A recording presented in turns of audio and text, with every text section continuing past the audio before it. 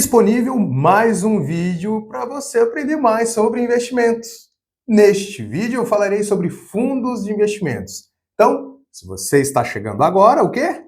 Seja muito bem-vindo e seja você muito bem-vinda. Vamos falar sobre fundos de investimentos. Já falei de várias outras coisas. Tudo isso extraído do livro Panaceia Invista sem depender de profissionais. Esse é um livro que você deve ter na sua prateleira. Por quê? Se você quer poder investir, gerir os seus próprios investimentos, fazer o seu patrimônio crescer, entender sobre o mercado, aonde investir, quando investir, em que produtos investir, você tem que entender através do que eu ensino pelo livro Panaceia. Se você não quer adquirir o livro, não tem nenhum problema. Basta que você me siga por aqui. Por isso, você tem que se inscrever no meu canal, ativar o sininho para ficar sempre atualizado das principais informações e os vídeos que eu continuo liberando por aqui. E assim, você vai conseguir extrair tudo o que está contido no livro e vai aprender com toda certeza a gerir os seus próprios investimentos e não depender de assessor, e não depender de consultor, e não depender de nenhum gerente, tá certo? Então você está aqui, este é o lugar para que você possa aprender tudo o que você precisa sobre investimentos. E não se esqueça, você também consegue interagir comigo pelo Instagram, está disponível aqui, e você também pode conhecer um pouquinho mais do que eu ofereço no mercado, palestras, cursos, enfim, meu livro, está disponível no meu site www.eronmarques.com.br. Vamos lá? Vamos falar, vamos aprender sobre fundos de investimentos? Bom, primeiro ponto sobre os fundos de investimentos. Pela lei, são considerados como condomínios de natureza especial. Isso quer dizer o quê? Que existem participantes, uma comunhão de pessoas que juntos têm um interesse em comum, que é aportar recursos para poder investir no mercado, delegando então a gestão do seu dinheiro para profissionais. E assim, estes profissionais irão até o mercado fazer todo o investimento possível, atendendo a política e os objetivos contidos no fundo. E é por isso que nós comparamos os fundos de investimentos com os condomínios, porque fica muito mais fácil esse entendimento. Olha na tela. Então nós temos de um lado o condomínio e do outro nós temos os fundos de investimentos. No condomínio, o proprietário é aquele que possui um imóvel, portanto é o dono desse imóvel. O apartamento é uma parte do condomínio. O síndico é quem administra o condomínio e o porteiro é quem decide quem pode entrar e quem pode sair, Ele vai atrás de ter a permissão, a autorização para permitir a entrada e saída de pessoas desconhecidas, certo? Ou das próprias pessoas que lá residem. Nos fundos de investimentos, o cotista, ele é o dono das cotas de um fundo, semelhante ao proprietário do condomínio. As cotas fazem parte, é uma fração desse fundo. O administrador é o responsável hoje, pela alteração da resolução, o administrador e o gestor são os responsáveis por um fundo de investimento. Nós temos aí também o gestor, que além de ser um dos responsáveis pelo fundo juntamente com o administrador, é ele quem faz essa gestão dos ativos, decide qual ativo comprar, qual ativo vender, enfim, ele é o responsável. Então não tem forma melhor para a gente explicar sobre um fundo de investimentos a não ser essa, Tá, mas Heron, eu posso ter mais de uma cota no fundo? É claro que você pode. Assim como você pode ter mais de um apartamento num condomínio, ou mais de uma casa, basta que você compre, que você adquire, você também pode fazer isso no fundo de investimentos. E como esse processo se desenha? Essa comunhão de investidores, ou seja, comunhão de cotistas, aportam recursos. O gestor, o administrador, principalmente a figura do gestor, vai pegar esse dinheiro dessa galera toda e vai investir nos ativos que estão disponíveis no mercado. Porém, para ele fazer esses investimentos, não é da maneira como ele quer apenas. Ele tem que respeitar a política de investimentos que está contida no prospecto do fundo, tá? Então, diante disso, ele vai obedecer às regras que já foram estipuladas e vai montar essa carteira de investimentos. E assim, a proposta, claro, é sempre entregar um retorno referente ao objetivo que foi proposto. E existem dois tipos de fundos: os fundos abertos e os fundos fechados. Mas para explicar a diferença entre eles, vamos olhar nessa tela que fica muito mais didático e mais fácil para você, que esse é o meu propósito, sempre facilitar que você aprenda o conteúdo em plenitude. Olha lá. Então nós temos os fundos abertos e os fundos fechados. Qual é a forma de acesso dos fundos abertos? Ele é aberto ao público. Então se você quer fazer um investimento no fundo, ele está disponível para captação, sem problema. Você pode aportar os seus recursos e fazer o seu investimento, certo? Já no tipo fechado, ele tem um período de abertura, após esse período, que é rápido, ele fica fechado para captação, não está mais disponível para novos investimentos. A forma de resgate. Nos fundos abertos, permitem conforme o seu regulamento. Nos fundos fechados, não é permitido. Só a exceção deliberada ou então mercado secundário. Lembra qual é o mercado secundário? Aquele em que você aportou no mercado primário, você está precisando do dinheiro, não consegue o resgate como nós estamos vendo aqui nos fundos fechados, então você recorre ao mercado secundário, onde há liquidez, ou seja, você investidor revendendo as suas cotas para outros investidores, aqueles que têm interesse em ter as cotas desse fundo. Então você anuncia sua venda e algum outro investidor vai se interessar e comprar, dessa forma você consegue resgatar o seu dinheiro, né? Ou seja, sair daquele fundo. Ok? Come cotas. Eu já explico melhor o que é come cotas. Existe nos fundos abertos, sim. A única exceção neste caso são os fundos de ações, que por lei não tem come cotas. E os fundos fechados não possuem. Essa é uma vantagem, né, até tributária sobre os come cotas, tá? Mas o que é come cotas então, Heron? Explica para eu entender e você não seguir e se esquecer de me explicar. Então vamos lá. Come cotas nada mais é do que uma antecipação tributária, uma cobrança de imposto de forma antecipada. Como assim? Nós temos então no Come Cotas duas cobranças anuais, uma que acontece em maio e 6 meses depois, que é novembro, né, tem uma nova cobrança.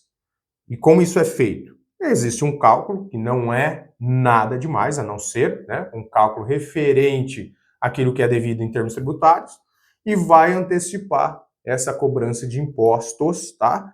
Pro governo federal através da Receita Federal, tá bom? No fim das contas, quando você for resgatar, vai ser considerado, né, a tabela do imposto de renda, você vai conhecer mais à frente, e aí você vai pagar exatamente, né, o que deveria ser pago conforme a tabela, certo? Então entendeu? Na verdade, o que tem que ficar para você é que o Come Cotas sempre vai existir no último dia útil de maio, no último dia de novembro, uma cobrança antecipada do imposto de renda para encher os cofres do governo federal. Sim, então o governo se prepara de todas as formas para ter receita, né? E se antecipar essa receita, melhor ainda. Então, Come Cotas é isso.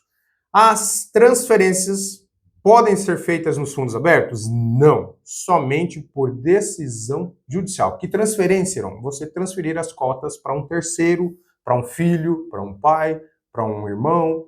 É possível? Não, nos fundos abertos somente por decisão judicial.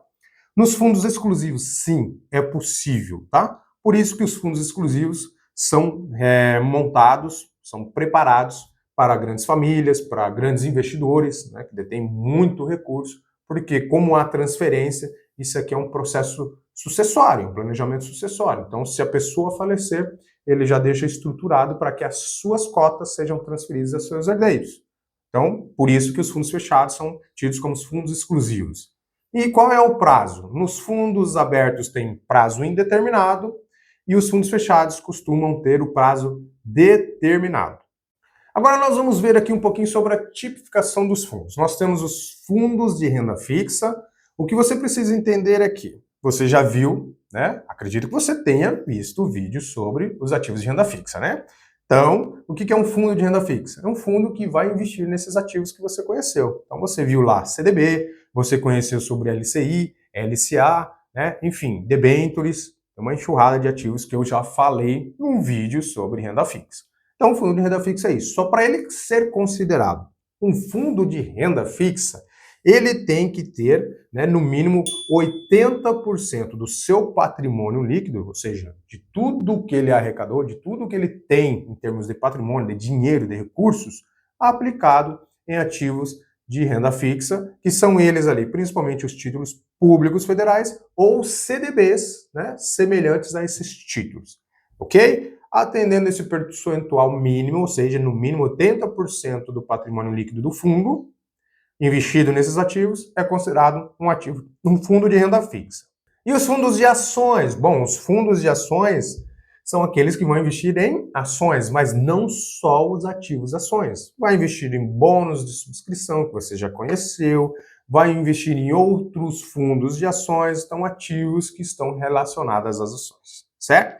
Mas aqui, para ser considerado um fundo de ação, tem que investir ao menos 67% do seu patrimônio em ações ou então bônus e subscrições ou outros fundos de ações, como eu já mencionei, certo?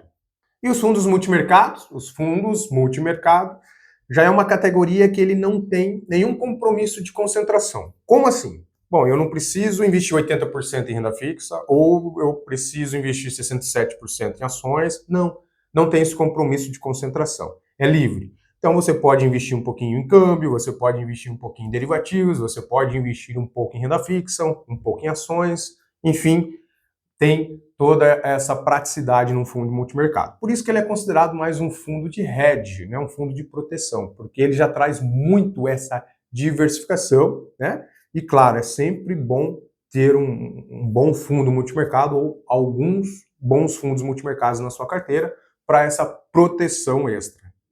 E os fundos cambiais? Os fundos cambiais, eles não investem diretamente no câmbio, na moeda estrangeira. Ele vai investir através de derivativos, né?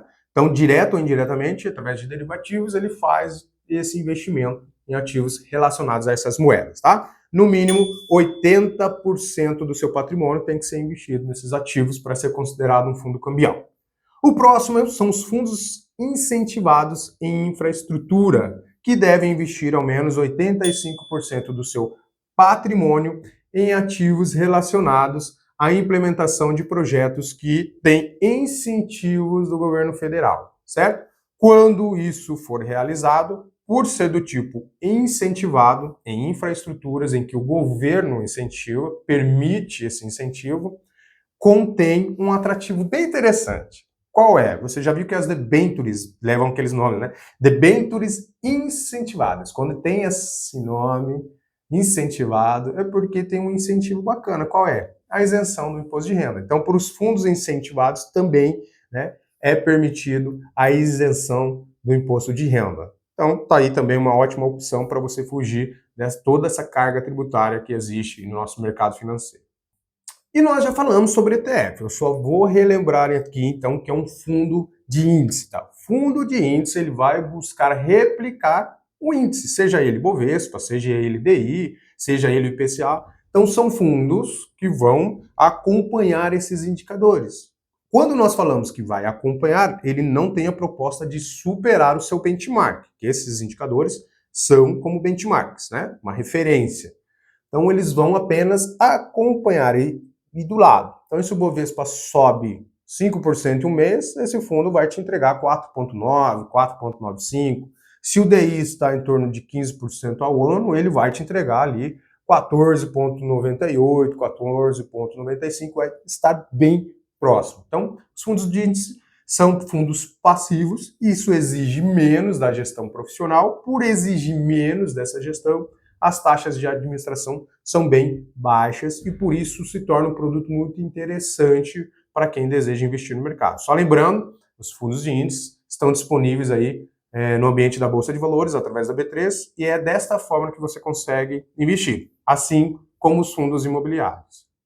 Os fundos imobiliários também, eu já falei, né, quando nós falamos dos ativos de renda variável, vou aqui pincelar mais uma vez, trazer de uma forma resumida, são os fundos que você já entende o que é um fundo de investimentos, em que vão investir em dois tipos, né, no segmento imobiliário. Quais são eles? Você se recorda? Do tipo tijolo e do tipo papel. Tijolo, empreendimentos físicos. Então, tem diversas formas. Você pode investir no segmento de hospitais, de shopping centers, você pode investir em galpões logísticos, em edifícios residenciais ou edifícios comerciais, enfim. Tem várias opções para você escolher, fique bem à vontade, tá? Já do tipo papel, vai investir em certificados, em títulos ativos, né, de renda fixa, ali LCI, CRI e outras opções disponíveis, tá bom? Mas a diferença básica entre eles é que empreendimentos físicos carregam mais risco, têm uma proposta de retorno maior. Os do tipo papel têm um risco menor, por consequência, a proposta de retorno ela é menor.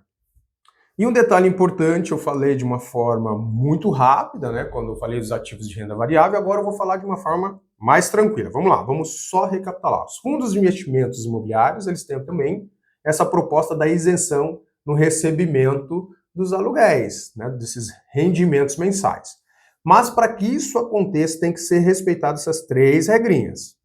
Primeiro, um cotista ele tem que possuir menos de 10% das cotas de um fundo. Então, se essa cota tem aí 100 cotas totais no fundo, foram emitidas 100 cotas totais, ele não pode ter 10 cotas. Por quê? Tem que ser menos de 10%. Então, menos de 10%, vamos falar 9. Ele tem que possuir 9 cotas para entrar na regra. Ok, se tem 9 cotas, o maior cotista, ok, estamos dentro da regra. Qual é a segunda regra? Esse fundo tem que conter no mínimo 50 cotistas. Estamos falando aí de um fundo com 300 cotistas. Ótimo, né? Já atendemos a segunda regra. E qual é a terceira? Referente à negociação. Tem que ser negociado exclusivamente em bolsa de valores ou mercado de balcão. Ah, eu comprei esse fundo na B3, eu investi nele através da B3. Ok, você atendeu as três regras, portanto, você está recebendo rendimentos de forma isenta. Você só vai pagar imposto de renda no ganho de capital, quando isso acontece numa venda de um imóvel, tá? Ou quando você resgata e tem o ganho de capital oferido. Vamos encerrar falando dos fundos de investimentos creditórios, os FDICs. Sim, os FDICs estão ganhando muita força por alteração das normas, né? A lei foi alterada. Por quê? Até então, esse fundo ele é destinado apenas para um público qualificado, ou seja, um investidor qualificado, dali para cima. Para o investidor em geral, não, ok? Então, primeiro, o que é um investidor qualificado? Aquele que tem mais de 1 milhão em investimentos e ele atesta a sua capacidade por escrito, ou seja, dá um clique lá quando ele abre a conta e fala, sou investidor qualificado, tenho conhecimento, eu tenho certificação, eu tenho experiência e eu tenho mais de 1 milhão em investimentos. Então, esse público, ele tinha produtos, né, em condições, não condições melhores, mas produtos, né, mais sofisticados. Então, ele tinha acesso a esses produtos como o FDIC. A lei foi alterada e agora nós temos FDICs disponíveis ao público em geral. Mas o que é um FDIC? O FDIC, o Fundo de Investimentos em Direitos Creditórios, é aquele que vai investir naquela carteira que os bancos têm e que realizam todos os dias operações. Quais operações? Empréstimos. Então, se você vai até um banco e solicita um empréstimo, seja ele pessoal, seja um empréstimo com garantia, sem garantia, enfim, é um empréstimo. O banco, ele vive disso, dessa intermediação. E essa carteira de empréstimos, ou seja, são ativos para o banco, são direitos a receber. São como notas promissórias, né? As pessoas confessam que estão devendo ao banco e precisam pagar o banco. Existe um grau de risco que você já conhece, que é o risco da inadimplência, o risco do calote. E o banco, ele costuma antecipar essa carteira de direitos creditórios. E ele chega até um grande fundo e fala, olha, eu tenho uma carteira aqui, você tem interesse? Sim, quanto que você tem? Eu tenho 500 milhões. E se você estiver disposto, a gente faz negócio. Certo. Eu pago aí por esses 500 milhões 450, eu antecipo para você. Pode ser? Pode. Deu negócio. Deu match. Então deu match nessa relação, antecipou 450 milhões para uma carteira de 500 milhões. O fundo pega essa carteira, né, realiza, né, toda a sua cotização e disponibiliza no mercado para captar recurso. Olha, tem aqui uma boa carteira, ela vai remunerar, né, algum valor, está disponível lá na política de investimentos do fundo e no seu objetivo, você consegue ter essa informação. E aí você, interessado, né, viu que tem um certo grau de risco, mas que tem uma remuneração muito atrativa, e você pode, feliz da vida, fazer o seu investimento. Claro, se você tiver uma carteira já bem diversificada, um FDIC é uma ótima opção, tá? Então, hashtag fica a dica aqui também. Eu vou falar rapidamente, só para encerrar o assunto, das cotas existentes. Nós temos duas formas aqui. Nós temos as cotas sêniores e as cotas subordinadas. Só para você entender a diferença entre elas. As cotas sêniores têm preferências, tá, nas remunerações, então são mais conservadoras, e as cotas subordinadas não. Então, as cotas subordinadas estão abaixo das cotas sêniores. Logo, as cotas subordinadas são do tipo que oferece um pouco mais de risco, em detrimento a um maior retorno. sobre essas cotas, é isso que você precisa saber. Então, quando você for investir, presta atenção se é do tipo cotas sêniores ou das cotas subordinadas. Essa aqui vai te dar mais risco, mas vai buscar um maior retorno. Essa aqui vai te oferecer um menor risco, consequentemente, um menor retorno. E nós temos agora uma grande classificação, ou seja, sufixos referentes a cada fundo. Então você aprendeu o essencial sobre cada fundo, tá? E em cada fundo você vai ver que existem várias opções, que são chamados sufixos, dos fundos desses, por exemplo, renda fixa. Nós temos aqui, olha, o curto prazo, nós temos o longo prazo, do tipo referenciado, simples, dívida externa, crédito privado. Eu não vou entrar no mérito e explicar cada um deles, porque eu ia descarregar muita informação, né? Um conhecimento exagerado, né, de pequenos detalhes, são pequenas normas técnicas para classificar cada um deles, e que vale a pena, né, para você aprender melhor, você tem acesso pelo livro. Se você não quiser ter acesso pelo livro, né, você pode fazer uma pesquisa rápida pela internet, tá bom? Então, você vai ver quais são os sufixos dos fundos de renda fixa, os de ações, que é o mercado de acesso e uso do tipo BDR nível 1. Você também vai ver cambial multimercado, os incentivados em infraestrutura e também outras opções disponíveis, tá? Mas não se preocupe, o que você precisa saber, eu te trouxe aqui, tá? É o que basta para você poder decidir e ter conhecimento sobre os fundos que existem por aí. Até porque a lei exige que todo fundo disponibilize informações, principalmente pela lâmina, que é um resumo do fundo de investimentos, e ali você consegue ter acesso a todas as informações, né, principais para você tomar uma boa decisão na hora de investir.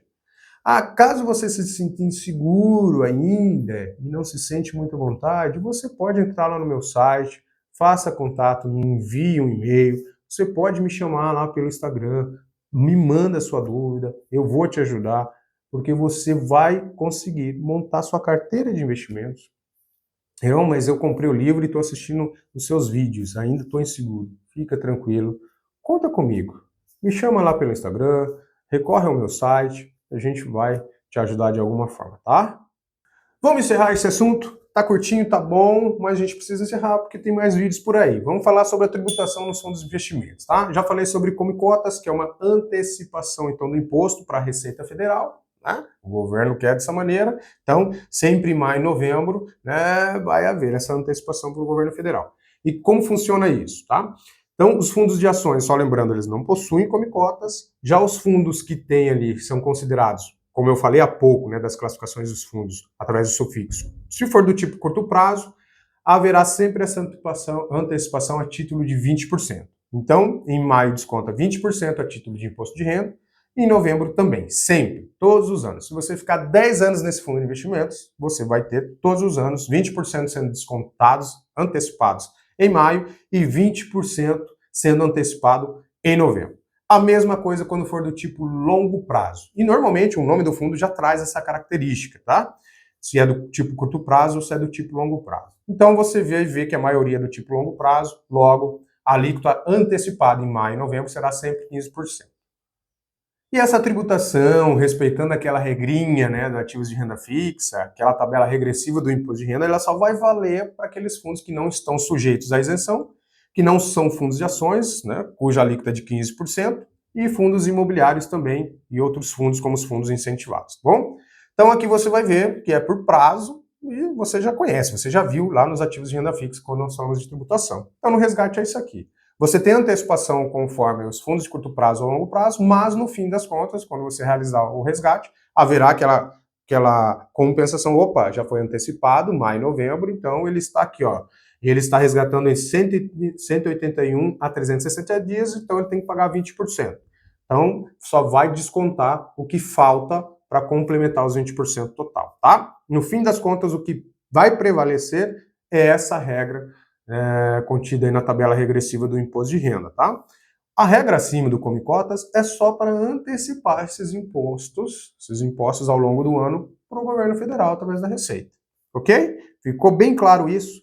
Tabela regressiva até 180 dias, 22,5%, de 181 dias a 360 dias cai a alíquota para 20%, De 361 dias a 720, a alíquota cai mais 2,5, vai para 17,5. E acima de 720 dias, finaliza com 15%. E, meu amigo, minha amiga, obrigado. Nós finalizamos mais esse vídeo. Acaba por aqui. Então, meu muito obrigado por você ter me acompanhado. Mais um vídeo. Aproveita, compartilha ele. Vamos disseminar esse conhecimento. Por favor, é um favor que você vai me fazer, é lógico, e vai me ajudar. Eu, estou sendo ajudado por você e, ao mesmo tempo, te ajudo. E você pode ajudar as pessoas que precisam, não é?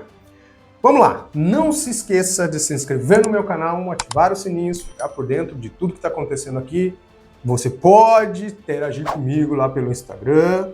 E caso você tomou a decisão de adquirir o livro, falou, poxa, gostei dos vídeos, então eu vou comprar o livro, você não vai se arrepender.